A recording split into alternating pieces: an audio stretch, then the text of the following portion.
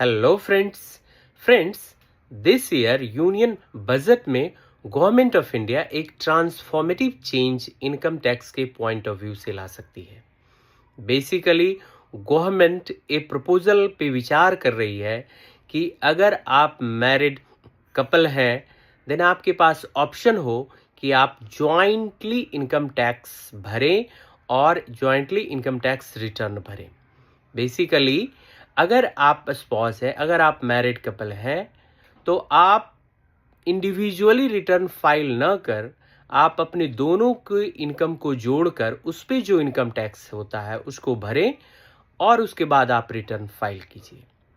इसमें फ़ायदा क्या हो रहा है, जहाँ जो जो इन्फॉर्मेशन आ रही है हमारे पास वो आ रही है कि आपका स्लैब इंक्रीज हो रहा है, यानी कि 8 लाख तक आपको किसी भी तरह का कोई इनकम टैक्स देने की ज़रूरत नहीं है।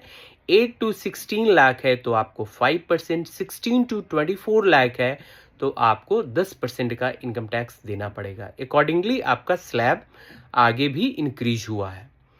तो इससे फ़ायदा क्या हो रहा है कि अगर मान लीजिए कि न्यू इनकम टैक्स रिजीम में भी अभी आप हैं और अगर आपकी 15 लाख की इनकम है देन आपको income tax almost over 1 lakh देना पड़ता है।